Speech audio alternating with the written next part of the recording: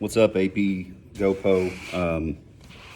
I'm kind of going on the fly here today, so just bear with me. We're going to talk about linkage institutions in American government, but specifically in our country, linkage institutions that connect the people with the government process.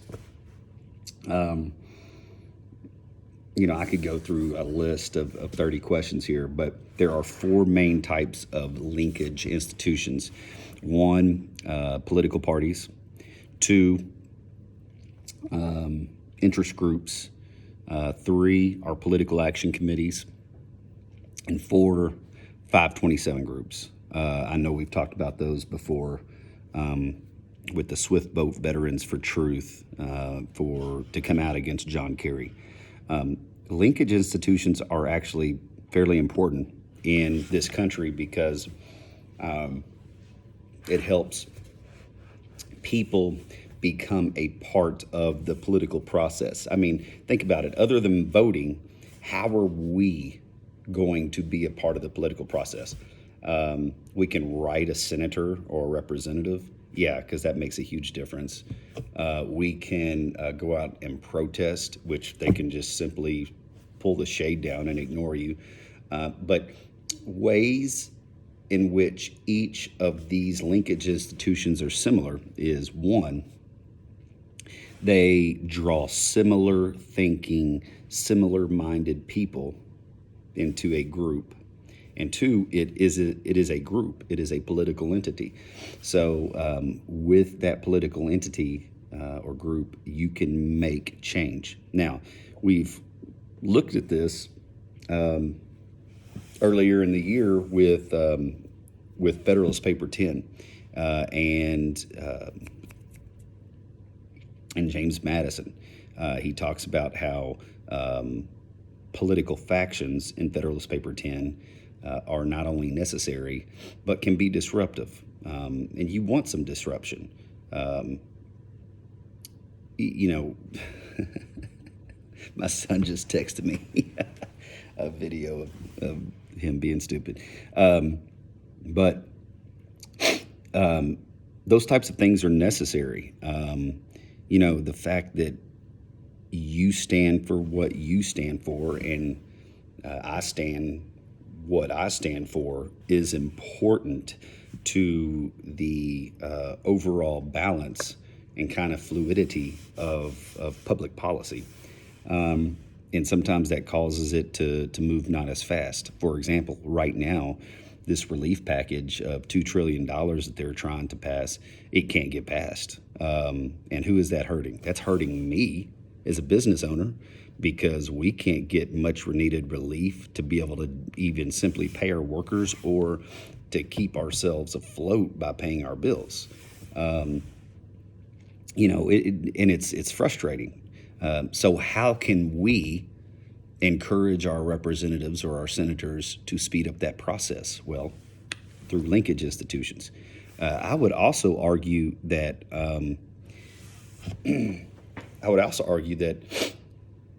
the fact that the media has so much power in regards to informing the American public about certain things, it gives them as much of a voice to say that they are a linkage institution as any of these other clowns. Now, political parties are the number one most important linkage institution. And we live, as you all know and are aware, I would hope, we live in a two-party system. It is a bipartisan system, all right? And historically, the founding fathers, the framers, as they are called, they were not for political parties. They thought it could bring divisiveness and leadership gaps, and it has. But at the same time, it's kept our system relatively moderate to a certain extent. The functions of parties are important. They are part of the electorate. They enroll voters. They entice voters. They represent voters and their party. They are sometimes the most powerful party in government. So they are trying to achieve common goals, or they're trying to achieve a certain domestic policy that will, appease or uphold not only their voters' intentions for putting them into office, but also the framework of the Constitution. And then you have, party organization or recruitment or nominating candidates within the party. That is, you being a candidate for a local office for a political party is just as much of a linkage institution, linking you to government process as someone who goes and votes. So that in itself is really important. They educate and mobilize workers. They provide campaign funds. They reduce they say reduce conflict and tension in society. You mean they increase conflict and tension in a society? I don't understand that at all. And of course, the culminating event for political parties are national conventions. So when they gather, they elect their candidate for president of the United States, nominate him. It looks like the Democrats this time is probably going to be Joe Biden. I think they're crazy because the dude tends to give off some really unwavering signs of issues with speaking publicly. I don't know if that's a good thing for them. There's a lot of ideological differences between parties, as you all are aware, from the conservatism of today's Republican Party to the liberalism of today's Democratic Party. I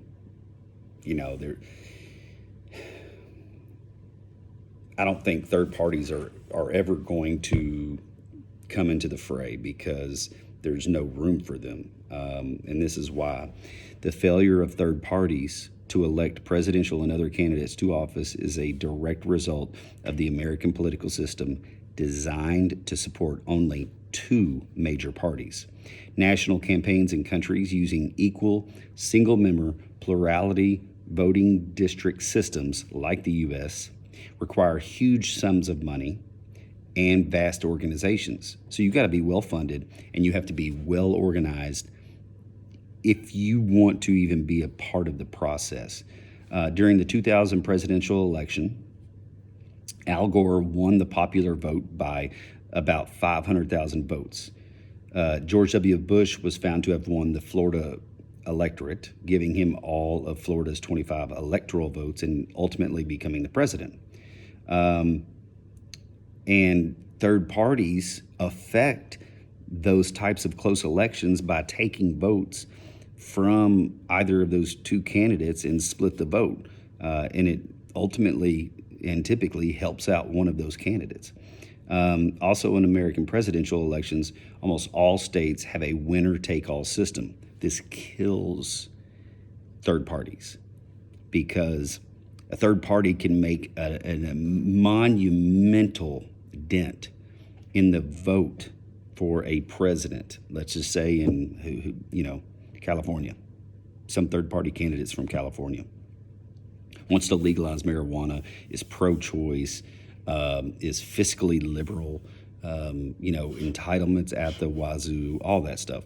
And because they're from California and they are for what Californians historically and, from a modern sense want, they get 30% of the vote. But the Democratic candidate gets 42% of the vote. Well, they received 30% of the vote, that third party candidate did, but they're not getting any electoral votes. So you could say 30% of the vote for a third party candidate is an enormous win for a state like California. But according to the electorate, it's winner take all. So those are huge. The interest groups are a huge organization that are dedicated to political goals or to just unified goals for common-minded people. I promise you, there are several of you or your parents or family members that are members of the NRA, the National Rifle Association, and they pay membership dues. They receive their little NRA cards, and they maybe reap some benefits as far as buying ammunition, if there's any left, or firearms at local shops. When interest groups try to influence legislators, we say they are lobbying for a bill or issue. So if you talk about somebody who's a lobbyist, they are part of an interest group. One of you will be a lobbyist someday, and you'll sell your soul to the devil just to be able to pass legislation. And guess what? You're not less of a person because of that, because if you're a part of this political system, being a lobbyist is a hand in being part of that linkage institution. So you have to do stuff like that in order to get legislation passed to positively affect people outside of Washington, D.C. And there's several interest groups. Tomorrow's lesson is going to be about interest groups, so keep that in mind. And then you have political action committees. Political action committees are, groups that have contributors and contributions that are represented by corporate or unions or trade organizations, things that are very worker related. And the Bipartisan Campaign Reform Act of 2002 by John McCain. You all may remember that when we were talking about elections and how elections are funded, money, soft and hard money, that the Bipartisan Campaign Reform Act of 2002, led by John McCain, was enormous because it changed and regulated campaign finance and PAC donations. And the unregulated contribution, soft money, was highly limited. So PACs can be very good because someone who is a member of a union may be able to give to this organization or have to give to this organization, and this organization fights for their rights as a worker. You saw this a lot at the turn of the century and throughout really a lot of the 19th century. Super PACs are different. Super PACs are these enormously funded campaign generating contribution organizations that are generally financed by the ultra rich people that are billionaires, and because of disclosure laws affecting super PACs, it can be very difficult to identify who the donors are or where they get the money from. So it's probably very hard for you to understand if you are a multi-millionaire, billionaire, and you have so much money that you can affect legislation to improve your profits as a business or as an individual, or to protect the environment, something that you feel very, very strongly for. These groups run off that fact. Okay, now let me give you a quick definition by the book of hard and soft money, because This is a good one. Hard versus soft. We're not talking about the water. For the exam, you should be familiar with the terms hard money and soft money. Hard money refers to the tightly regulated contributions to candidates, okay? While soft money refers to unregulated, unlimited contributions to political parties for general party building activities such as get out the vote drives or voter registration efforts or ads that might say vote for Democrats or vote for Republicans. So hard money is going specifically towards those individual candidates. Soft money is going towards political parties and their platforms. All right. Potential uses of soft money were limited by Congress with the passage of the McCain-Feingold Act, so the bipartisan Campaign Reform Act of 2002. Anyways, in the last group, okay, you have political parties, you have interest groups, you have political action committees, which a part of that is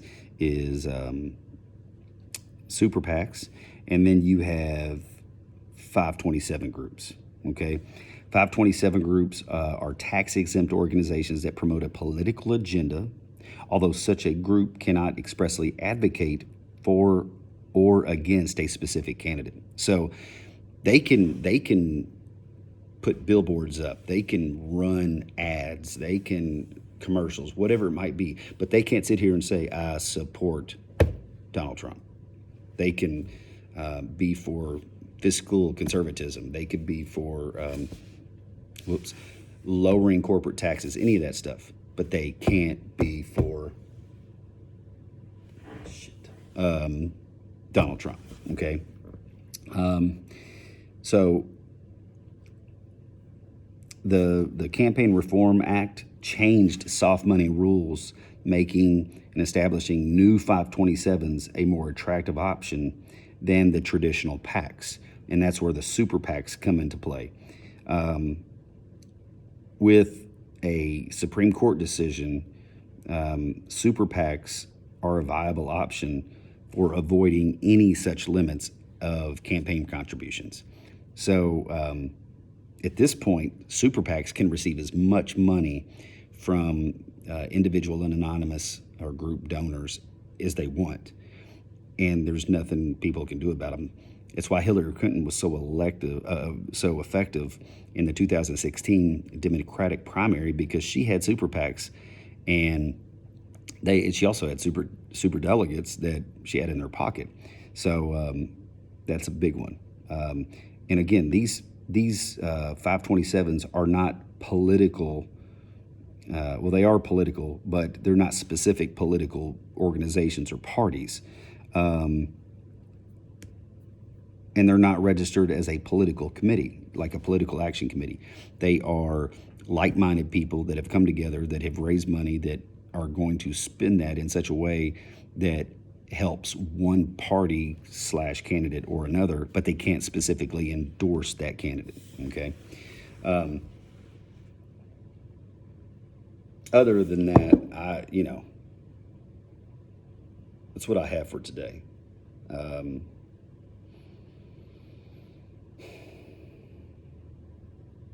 I hope everybody is getting out a little bit and getting out into into nature. I sound like a hippie, but I don't care. I have taken my kids out on trails over the past week, and I can honestly say I'm a little bit happier just because I've been outdoors more. I think we're all meant to be outside to a certain extent. We are all biologically created to live and to work and to be active outside for a certain amount of time. So if you haven't done that, get out and move and exercise and just enjoy nature a little bit. Other than that, if you all have anything, let me know. And enjoy your coronation, day 48, whatever we're on.